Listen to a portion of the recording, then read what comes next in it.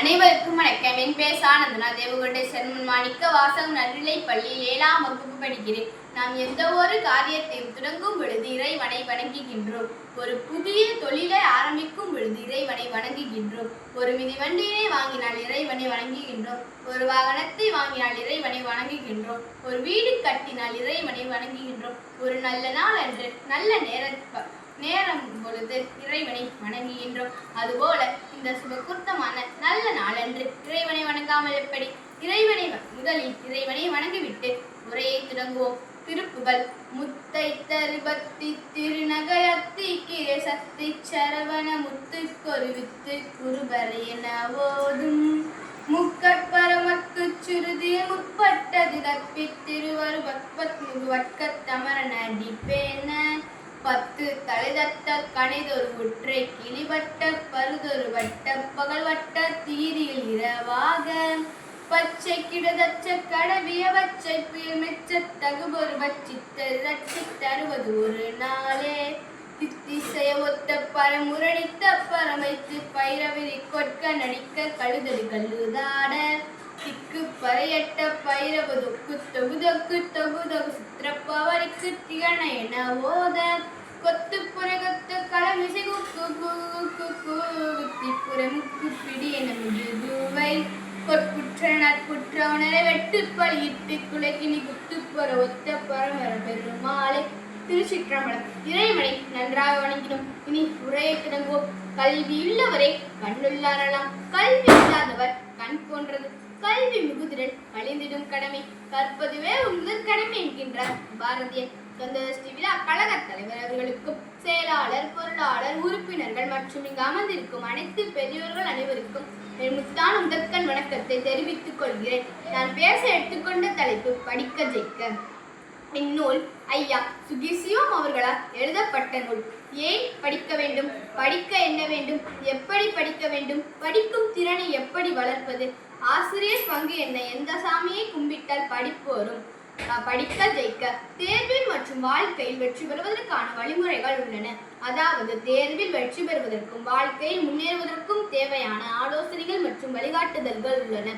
அவற்றுள் சிலவற்றை உங்கள் முன் கூறுகின்றேன். வெற்றிக்கு வழிவகுக்கும் விடாமுயற்சி, தன்னம்பிக்கை, இலக்கை நிர்ணயித்தல் மிகவும் முக்கியம். நம் வாழ்க்கையில் வெற்றி பெறவும் ஒரு இலக்கை அடைவதற்கும் தன்னம்பிக்கையும் விடாமுயற்சியும் வேண்டும். படிப்பின் முக்கியத்துவம். படிப்பு நம் வாழ்க்கைக்கு தேவையான முக்கிய ஒரு கருவியாகும். அது அறிவு திறனை வளர்ப்பதோடு மட்டுமல்லாமல் ஒருவனை சிந்தனையை அதிகரித்து பிரச்சனைகளை தீர்க்கும் திறனை அதிகரிக்கிறது.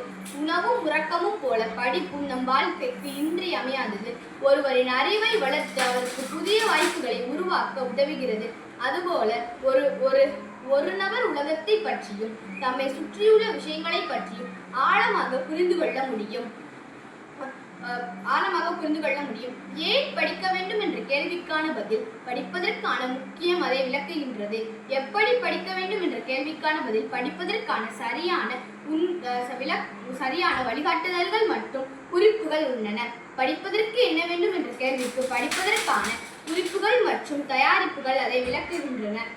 நேரத்தை எவ்வாறு திறம்பட நிர்வகிப்பது, பணிகளுக்கு முன்னுரிமை அளிப்பது, படிப்பு அமர்வுகளில் மேம்படுத்துவது, கல்வி மைல் கற்களை அடைவதற்கும் இலக்கை நிர்ணயித்தல் மிகவும் முக்கியம்.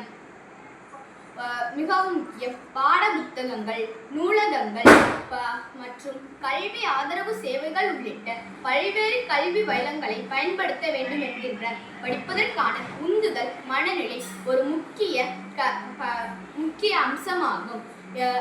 கற்றல் செயல்பாட்டின் மீள்தன்மை, விடாமுயற்சி, இலக்கை நிர்ணயித்தல், விடாமுயற்சி மற்றும் சவால்களை சமாளித்தல் ஆகியவை மிகவும் முக்கியம் என்கின்றார். சுருக்கமாக ஒருவர் படிப்பதற்கு மட்டுமல்லாமல் அவர் தேர்ந்தெடுத்த துறைகளிலும் உறுதியான வெற்றிக்கு வழிவகுக்கும் வகையில் படிப்பு உதவும் என்கின்றார்.